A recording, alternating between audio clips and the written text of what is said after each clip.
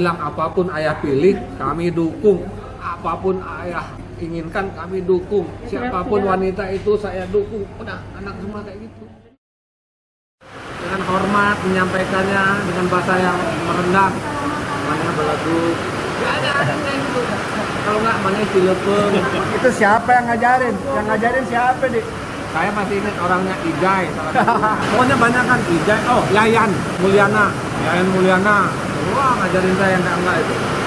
Ludi paling parah. Bawa nasi bungkus, ayah udah makan ya? Udah makan. Padahal 2 hari belum ketemu nasi. Luar biasa. Ya, nah ini kalau saya ungkap rahasia ini kira-kira antara kita aja gitu.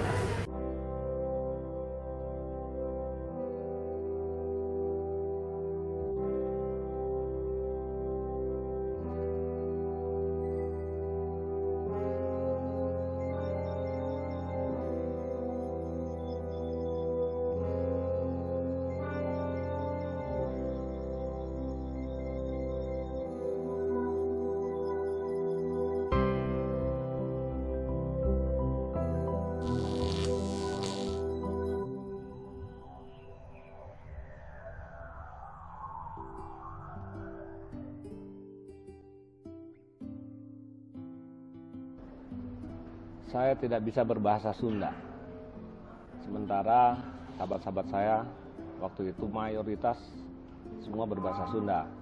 Ya, saya datang dari Sumatera, agak gentar juga untuk berangkat sekolah karena tidak punya teman untuk berbahasa. Teringat sekali bagaimana teman-teman saya itu kalau ditanya orang jawabnya begini. Kalau menyapa orang, sapalah dengan ini. Itu semua adalah jebakan-jebakan waktu itu, sehingga saya dibully waktu itu, membuat pertanyaan itu atau jawaban itu orang lain marah pada saya. Itu berkesan sekali bagi saya. Canda-canda teman itu yang seperti itu, walaupun bagi saya itu seperti keluar keringat dingin, saya dikerjain itu kan bikin saya dimarahin atau malu, gitu. Itu berkesan sekali.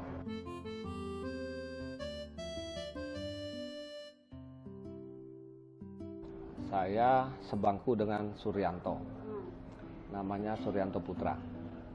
Itu waktu saya kelas 2. Tapi kemudian kelas 3, itu saya sebangku dengan Bayu Pratama Adikara.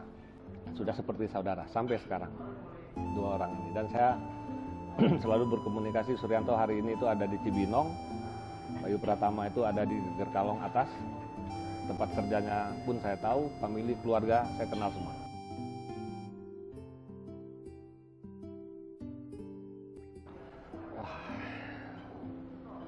Istimewa sekali bagi saya teman. Jadi teman itu dalam saya anggap lebih dari saudara malah. Kalau saya tidak punya teman mungkin saya susah. Sementara kalau saudara memang sudah seperti itu. Tidak bisa membantu saya di luar lingkup keluarga. Teman atau sahabat itulah yang menjadikan saya semangat. Senang sekali saya punya banyak teman. Jadi walaupun saya terbata-bata, mungkin saya tidak datang dari latar belakang yang sama dengan teman-teman yang di sini, tapi itu membuat saya sangat ingin supaya saya bisa diterima, hadir di tengah-tengah mereka, di daerah mereka, dan akhirnya juga saya bisa menambah banyak teman, luar biasa sekali. Bahkan berkat temanlah saya dibantu sampai hari ini.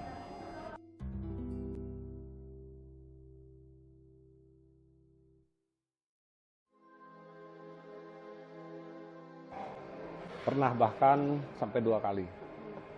Terpuruknya itu betul-betul terpuruk. Sehingga pada saat itu,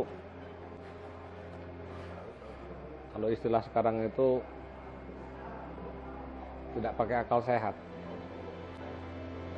Kalau kejadian pertama saya mengambil keputusan untuk melaksanakan aktivitas dan pekerjaan. Kalau kejadian yang kedua itu menyangkut rumah tangga.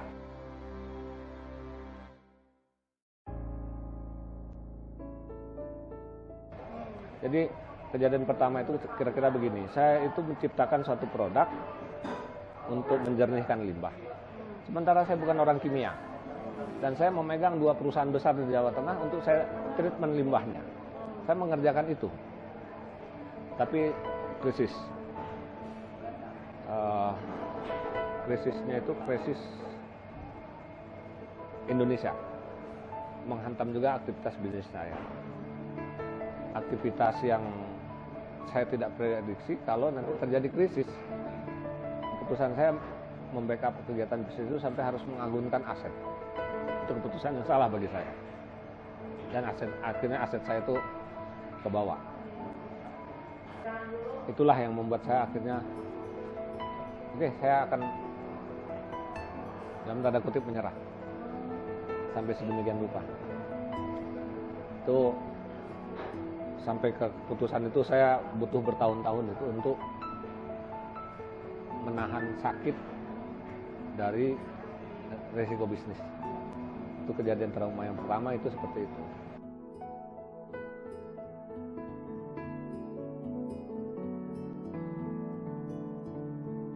Kejadian yang kedua itu membuat saya harus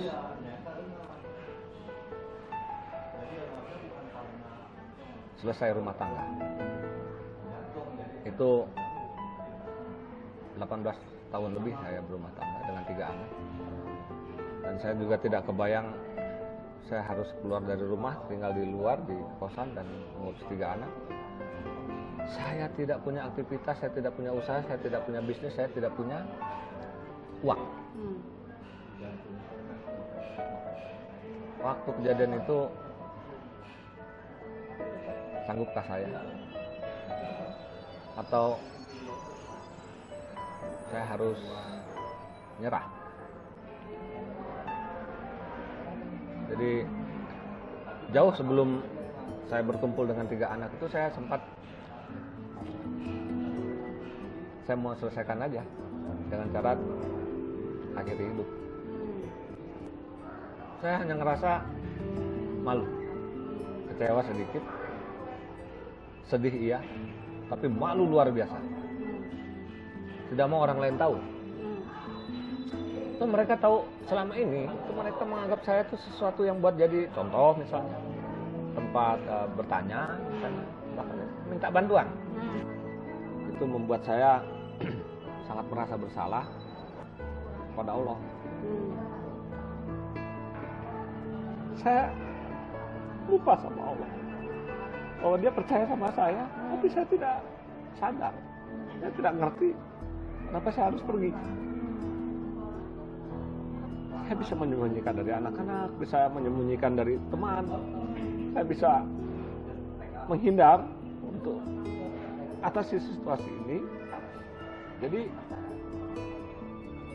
hampir 1 bulan lebih itu setiap malam saya di masjid.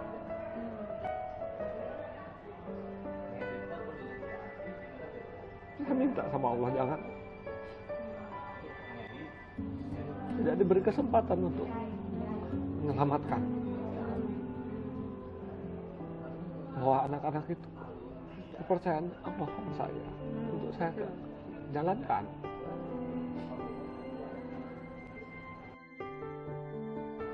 Ada momen di mana saya hampir mati. Ya. Tapi saya tidak tahu kenapa saya masih hidup. Hanya suara saja yang terngiang-ngiang. Ini amanah Allah. Cukup dengan seperti itu saja, bangkit saya. Saya tutup semua ragu, malu, takut, tidak percaya diri, selesai sama saya waktu itu. Saat itu juga. Bahwa lupain yang susah, harus maju. Keputusan harus terus maju bagi saya waktu itu tengah malam, bangkit lagi setelah saya gitu ya. Betul. Saya tidak melanjutkan perjalanan yang tidak menentu, tapi saya kembali menuju satu tempat saja, masjid. Saya di masjid 2 bulan, makan, mandi, tidur, nyuci. Hanya selang 2 hari, saya tidak ada meminta. memberitahu tidak. Datang kakak kandung saya. Kakak kandung saya tidak tahu, tapi dia datang. Dia temuin saya, jangan kamu seperti ini. Kemudian saya dikoskan. Bersama Nah, anak-anak. Saya sendiri. Tapi sesaat saja anak-anak sudah tahu saya ada di mana. Kemudian anak-anak juga menemui saya. Dan entah kenapa anak-anak meninggalkan rumah. Yang jelas ada tempat tinggal, ada ibunya di sana, tapi datangnya sama saya. Jadi saya waktu itu dulu Ya. didatangi oleh anak saya dan ingin ikut bersama saya. Jadi saya bilang tadi 2 hari saja setelah sesuatu yang aneh itu kebaikan-kebaikan itu berdatangan. Pertama dari kakak. Saya ngekos dan tidak punya pekerjaan, tidak punya uang. Anak datang sama saya. Waktu itu mulailah sahabat berdatangan gitu. Karena mereka mencari ke tempat saya biasa nggak ketemu. Bertanya-tanya akhirnya ya sampai juga lah pada saya. Itu entah mereka mengaturnya, saya pikir tidak. Ya mereka semacam bergilir gitu. Ada dana lebih disampaikan ke saya. Ada yang menyampaikan 5.000, 20.000, 2 juta juga ada. Saya tidak minta, ngasih mereka itu kepada saya. Mereka tahu saya tidak bisa buat makan dari mana uangnya, kemudian buat uang jajan anak, misalnya sekolah, saya tidak tahu. Jadi sahabat-sahabat saya, saudara tidak bisa bantu secara rutin maksud saya gitu ya. Tapi sahabat saya itu harian bantu saya. Itu luar biasa. Dan mereka menyatakan atau saya bahkan meminta jangan saya berhutang dengan kebaikan ini. Ikhlaskan, saya bilang. Saya tidak mampu bayar. Mereka tidak menghutangi saya. Tapi mereka terus memberi saya bantuan. Itu kejadian seperti itu. Nah, saya tinggal tidak ada aktivitas. Saya tinggal tidak punya masukan. Saya berdiam diri saja di rumah. Saya tinggal di lingkungan baru. Tentu saya harus bersosialisasi di lingkungan baru saya itu. Momen yang paling saya anggap percepatan buat saya bersosialisasi itu adalah lingkungan tempat saya itu kebanjiran. Air naik ke atas. Gara-gara gorong-gorong tersumbat. Saya terjun ke gorong-gorong, sementara warga jadi mandor. Mana itu? Di Cikutra. Ciputra ya? Iya. Saya nyelam ke gorong-gorong, cuman mulut saja yang sama hidung saya yang begini.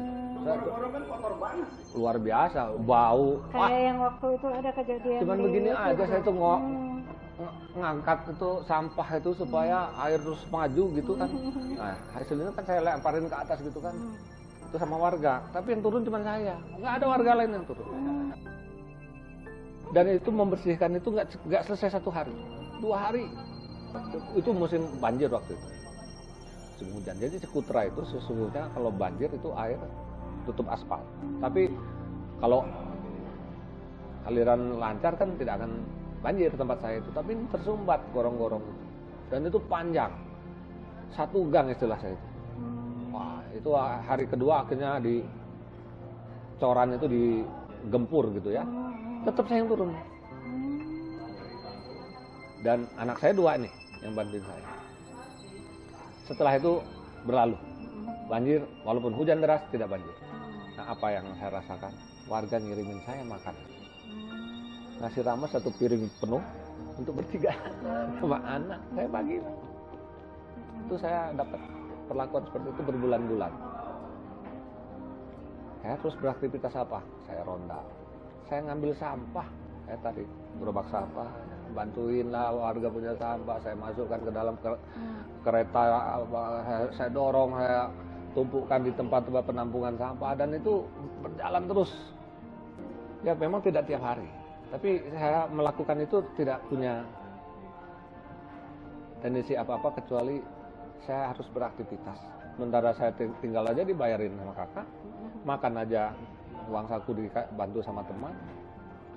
Nah, yang saya bilang 6 bulan itu, jadi ada telepon dering ke HP saya takut ngangkat.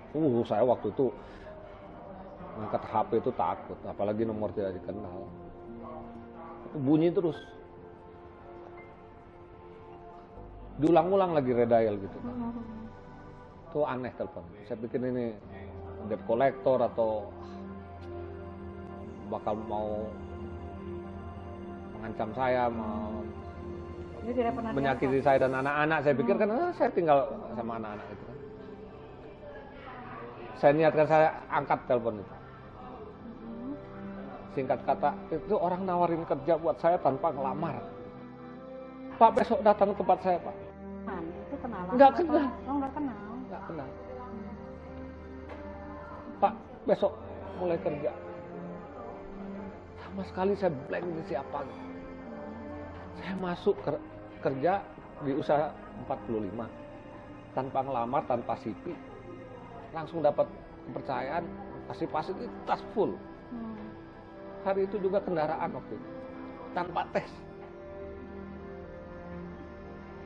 Nggak nyangka juga saya. Dan itu saya terima, saya amanah dari perusahaan itu saya ambil. Dia tanya sama saya, "Minta gaji berapa, Pak?" Jadi sebetulnya waktu dia bilang besok kerja tempat saya ngobrol sama anak-anak. 2 orang tapi ya. Yang paling belum ikut. Yang suruh saya tanya, "Kamu hitunglah kebutuhan sebulan. Kamu naikkanlah lebih." Nomor 2 juga hitunglah. Kemudian kita tinggal di sini ini bayar, hitung. Masukin semua hitung-hitungan. Udah selesai saya 2 anak. Adik kita yang kecil ini belum ada. Tolong kita hitungkan rame-rame. Udah kayak gitu dinaikkan lagi angkanya. Untuk persiapan saya bilang, kalau besok ada pertanyaan mengenai gaji, saya sampaikan perusahaan. "Pak, minta gaji berapa?" Saya sebutkan. Nggak ditawar. Nggak ditawar. Ya, saya ingat kejadian itu, kenapa nggak saya minta sebanyak-banyaknya misalnya gitu. Saya lucu juga kejadian waktu itu. Tapi ya, nggak ditawar. Itu saya sudah lebih itu. Nggak ditawar. Mulai saya kerja. 2 bulan saja saya kerja. Anak yang bungsu datang ke saya tanpa dikirim. Datang sendiri? Tidak, ditinggalin. Ibunya pergi sama saudara dia. Oh, dibawa ke depan rumah lalu ditinggal? Enggak, dia main ke rumah saudaranya. Kemudian anak ini sama dia. Kemudian dia ngobrol sebentar. Kemudian dia ojek itu belum pergi dari rumah itu. Naik lagi dia ojek, anak itu ditinggal. Saya yang ditelepon. "Kang, anak ada di sini." "Ya nggak apa-apa," saya bilang. "Syukurlah, saya jadi tahu anak itu ada di sana sekarang." Tapi ibunya nggak ada, kan? Pergi dan nggak datang lagi. Saya berangkat ke sana. Baru 2 bulan saya kerja. Semua anak itu saya, anak nggak nangis, saya yang termehek-mehek waktu itu. Jadi momen itu saya kebaikan terus datang kepada saya gitu maksud saya. Anak kembali kepada saya dapat kerja, saya dapat kemudahan fasilitas, diberi gaji yang tidak ditawar segala macam. Terakhir dapat anak. Wah, 3-tiganya sudah kumpul sama saya waktu itu. Saya tancapkan keinginan saya tidak mau sengsarakan ini anak. Apapun resikonya. Saya urus sendiri tanpa pembantu. Kelas 3 SMA, kelas 1 SMP, umur 4,5 tahun, TK kecil lah. Nah, saya laluin hari-hari itu.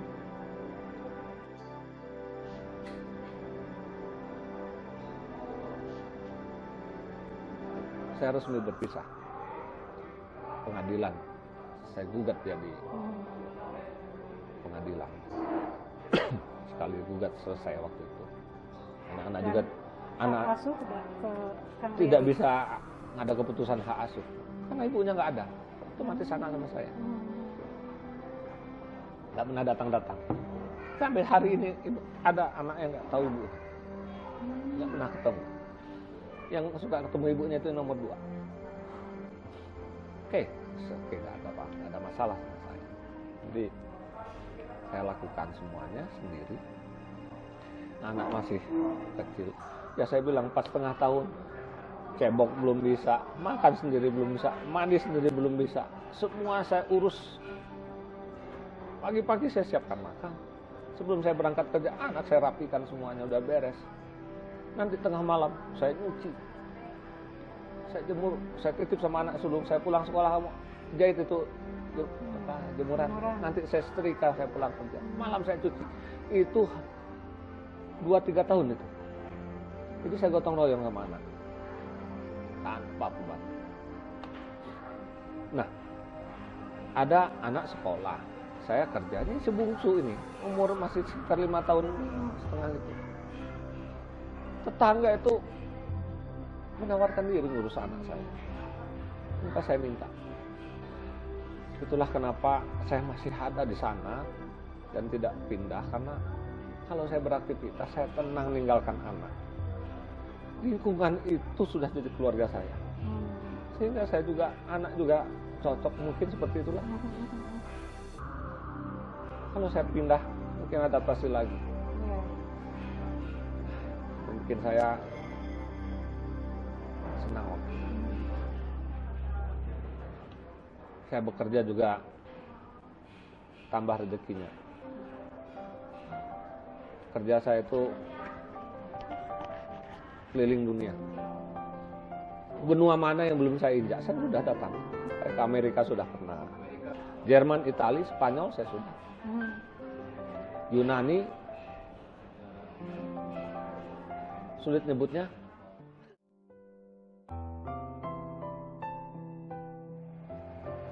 Ya alhamdulillah saya beruntung punya sahabat. Sangat beruntung punya sahabat. Punya banyak. Lebih banyak lagi. Luar biasa itu modal saya itu. Teman, sahabat. Dan kalau keluarga ya jelas ada ya. Tapi sumbangsi terbesar itu dari sahabat. Sahabat itu buat saya, kalau bisa jangan lepas sampai saya akhir hayat. Kira-kira seperti itu.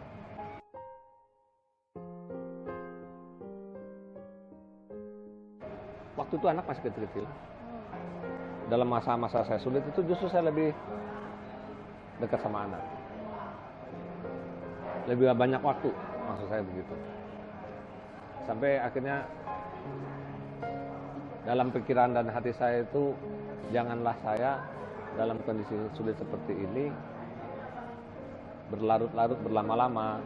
Walaupun saya juga tidak tahu harus bagaimana cari solusinya. Saya tidak minta siapa, tidak telepon orang, tidak telepon saudara, tidak telepon sahabat gitu kan. Ternyata ada yang datang dan itu sahabat. Yang seketika responnya itu bukan membuat saya harus berhutang kepada dia, tidak, dia memberikan kesempatan sama saya. Tidak memberikan uang, memberikan jalan supaya coba aja yang begini dikerjakan seperti itu. Sahabat. Sementara waktu itu kan saya pikiran buntu, tidak tahu mau berbuat apa.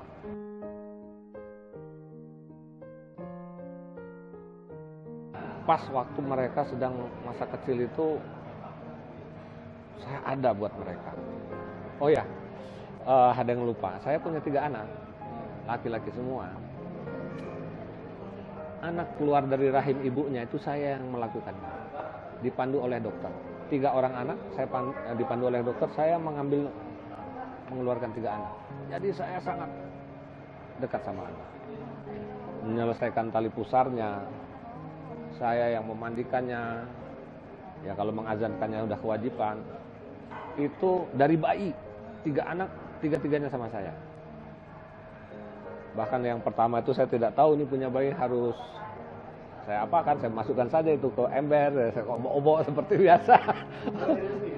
Saya sendiri lakukan. Dibantu bidan? Tidak, cuma dipandu saja. Dipandu bidan? Dokter Yang mengeluarkan? yang mengeluarkan saya di rumah sakit. Karena saya meminta, setiap mau lahiran saya minta masuk ke dalam, walaupun dicegah saya memaksa, tolong beritahu saya bagaimana caranya supaya awalnya saja saya bisa dapatkan menyentuh dia. Jadi waktu rambutnya mulai kelihatan itu sudah saya yang tangkap gitu. Udah saya usap-usap gitu ya. kemudian istri mengejan gitu ya, saya mulai siapkan tangan saya gitu kan, kemudian dipandu terus sama ada dokter sama suster, saya pelan-pelan selesai. 3 anak, 3-tiganya saya lakukan sendiri. Nah itu dokter itu sampai bingung, Pak nanti kalau Bapak tidak kuat, Bapak tidak tahan, Bapak jatuh segala macam, tidak, saya bilang. Dan saya yakin waktu itu. Jadi begitulah anak itu dekat sama saya.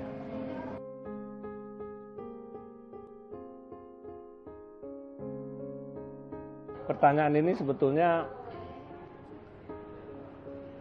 tidak surprise buat saya. Karena saya ada momen di mana sebelum saya mengerjakan ini, ada momen saya meninggalkan aktivitas pekerjaan saya membuat usaha sendiri. Modalnya benar-benar modal teman. Ya, saya sebelum saya berkebun atau bertani itu, saya itu sudah punya satu badan usaha. Saya rintis. Begitu saya mulai pelan-pelan berjalan, kena pandemi, otomatis dalam tanda kutip tiarap. Ya Allah itu punya rencana buat saya. Bisnis itu terus berjalan walaupun sekali-sekali, dan ada saja maksud saya rezekinya dari aktivitas perusahaan saya. Di perusahaan saya itu saya punya karyawan 6. Jadi ada yang ngurus pajak saya, ada yang ngurus keuangan saya, ada yang ngurus engineer, ada yang ngurus sebagai sekretaris saya, dan ada IT. Belum lagi kalau saya merekrut orang yang istilahnya by project, itu bisa ngambil banyak orang sekaligus, selesai project ya selesai. Nah itu saya jalani. Nah kalau disebut berkebun atau bertani di Pangalengan, sesuatu yang tidak pernah terpikirkan oleh saya untuk akan saya jalani. Saya tidak pernah kepikiran mau jadi petani, punya lahan sendiri. Selain Allah yang membuat saya menjalani ini semua, ya dengan suratan saya, tapi hubungan baik, pertemanan, sahabat, itu jadi perantara sehingga saya bisa berkebun, bertani. Saat saya sampaikan ini baru 8 bulan. Tapi saya sudah punya lahan 3 hektar. Dan sekarang menuju ke 4 hektar. Dan saya tanam, 8 bulan ini saya sudah 3 kali panen. Akhirnya saya keasikan lah. Sementara memang bisnis saya sedang kurang. Jadi akhirnya fokus saya mengurus lahan pertanian. Walaupun saya dalam situasi yang tidak punya modal sekalipun, saya bisa dapatkan kesempatan-kesempatan itu berkat dukungan sahabat, dukungan teman. Saya mengandai-andai kalau saya tidak punya teman, saya tidak bersilaturahmi, akankah saya dihubungi? Akankah saya diingat? Akankah kesempatan itu nyampe kepada saya? Belum tentu. Yang saya rasakan bahwa sebaik-baiknya kita berteman, ya jagalah silaturahmi. Kalau bisa, walaupun pernah disakiti, walaupun pernah menyakiti, jangan putus silaturahmi. Mudah-mudahan informasi cerita singkat saya, sebagian dari pengalaman hidup saya yang tidak bisa saya ungkap dalam waktu yang singkat ini, bisa sama-sama kita ambil hikmahnya. Mudah-mudahan juga kita selalu dalam kebaikan dan diberkahi dengan segala nikmat oleh Allah Subhanahu wa Ta'ala. Terima kasih untuk kesempatan yang diberikan. Saya Riyadi Madiadinata, alumni SMA 1 Bandung, angkatan tahun 1986. Terakhir di kelas 3 IPA 2, IPBA, atau lebih dikenal dengan SPACE. Terima kasih. Terima kasih banyak Kang Riyadi. Ini ceritanya luar biasa menarik. Tidak semua orang mengalami hal yang seperti Kang Riyadi alami ya. Dan kita semua mendapat pembelajaran dari cerita yang Kang Riyadi bagi bersama kami. Sekali lagi terima kasih. Mudah-mudahan selalu Sama. sukses, sehat. Amin, Ya. sehat, amin. Kita- Buat sahabat-sahabat semua tetap sehat, tetap baik, tetap beraktivitas, tetap silaturahmi. Nah, saya menggarisbawahi ini, kita harus menjaga silaturahmi, ya, karena silaturahmi ini membawa rezeki Dan Ke- menyelamatkan. dan menyelamatkan. Demikian yang bisa dibagi dengan semuanya untuk kali ini. Kita akan bertemu lagi di edisi selanjutnya. Assalamualaikum warahmatullahi wabarakatuh.